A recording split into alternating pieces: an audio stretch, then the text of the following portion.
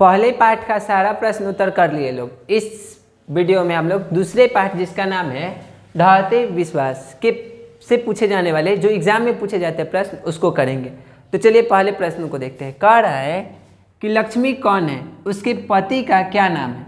लक्ष्मी लक्ष्मण की पत्नी है, इसका घर देवी नदी के बांध के नीचे है, इसके कुल 4 संतान हैं। लक्ष्मी के पति का नाम लक्ष्मण है। ये वर्णिका का दूसरा चैप्टर है, ठीक है, 10th क्लास का बिहार बोर्ड से। ये सभी प्रश्न बहुत बार पूछे जाते हैं एग्जाम में, आप इसे नोट कीजिए। उसके बाद हम लोग दूसरे प्रश्न को देखते हैं। दूसरा प्रश्न है, लक्ष्मी कहाँ काम करती है। लक्ष्मी अपने गांव के तहसीलदार साहब के घर का छीट फुट काम करती है, छोटा मोटा काम वो उनके घर का करती है, क्योंकि लक्ष्मण जो कलकत्ता से भेजता है उससे इसका घर नहीं चलता है। और देखो, पढ़ने से सिर्फ तहार मार्क्स बढ़ी, पड़ोसी के ना, इसलिए अपन मार्क्स बढ़ाए के बाद तो पढ़ते रहो, ठीक। तो आप पढ़ते रहो और अपना मार्क्स इम्प्रूव करते रहो, क्योंकि लास्ट में लोग फाइनल रिजल्ट से पूछता है आपका मार्क्स कितना है। फिलहाल आप इस प्रश्न को देखिए, फिर उसके बाद दूसरे प्रश्न को देखते हैं लोग। तीसरे प्रश्न को देखते हैं। कह रहा है कि लक्ष्मी के पूर्वज कितना खेत छोड़ गए थे। लक्ष्मी के पूर्वज 1 बीघा खेत छोड़ गए हैं, जिस पर लक्ष्मी हल किराए पर लेकर खेती करती है और उससे जो भी अनाज पाती है वह अपने खाने को लिए रखती है।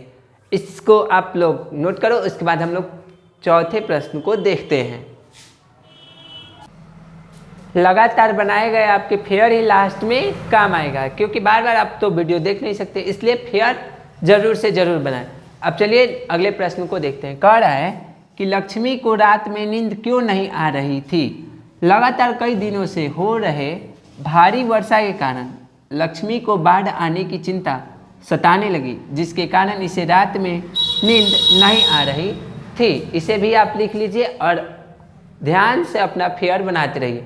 उसी के साथ आपका पूरा हिंदी कंप्लीट करा देंगे, घबराने की कोई ज़रूरत नहीं है। ये सेकेंड चैप्टर है, पहला पार्ट का हम लोग क्वेश्चन आंसर कर चुके हैं। इसी तरह आगे बढ़ते बढ़ते पूरा कर लिया जाएगा। आप तब तक इसे लिखिए आराम आराम से। आपका मैथ और साइंस ज़्यादा मजबूत नहीं है तो क्या दिक्कत है, आप अपना हिंदी और संस्कृत इतना मजबूत कर लीजिए ताकि आपका जो नंबर है वो काफ़ी ज़्यादा बढ़ जाए। तो इसके मजबूत करने के लिए हम लोग हिंदी बहुत ज़्यादा ध्यान देंगे, हिंदी और संस्कृत पे, क्योंकि ये टॉपर्स की रणनीति होती है। भले ही हिंदी और उनका मैथ और साइंस थोड़ा कम आ जाए, लेकिन हिंदी और संस्कृत काफ़ी ज़्यादा आना चाहिए। क्योंकि देखो, सोशल साइंस में 5 बुक है जो इतना मोटा होता है, 5 इतिहास, भूगोल, राजनीति शास्त्र, अर्थशास्त्र को जोड़कर 4 बुक है और एक आपदा प्रबंधन भूगोल में ही है। तो उन सभी को पढ़ने के बाद 80 मार्क्स ही आता है। लेकिन हिंदी एक पतला सा बुक पढ़ के 100 मार्क्स, उसी तरह संस्कृत एक पतला सा बुक पढ़ के 100 मार्क्स आ जाता है। तो इस पर आप ज़्यादा फोकस कीजिए, ठीक है। तो चलिए नेक्स्ट प्रश्न को देखते हैं।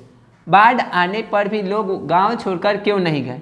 उसी नदी के पानी को वहाँ के लोग पिए हैं, उससे अपने खेत की सिंचाई की है, उसमें से मछली पकड़ कर खाया है। उन्हें नदी से बहुत लगाव है, इसलिए वह गांव छोड़कर नहीं गए। इसी के साथ इस चैप्टर को यहीं पे एंड करते हैं। इसके बाद हम लोग नेक्स्ट क्लास में तीसरे चैप्टर जिसका नाम है माँ, जिसमें मंगू जो है पागल हो जाती है, उससे आने वाले सभी प्रश्नों को देखेंगे। फिलहाल आप यहाँ पे इस प्रश्न को सबको लिखिए और अच्छे से रिवीजन करते रहिए। मिलते हैं नेक्स्ट क्लास में।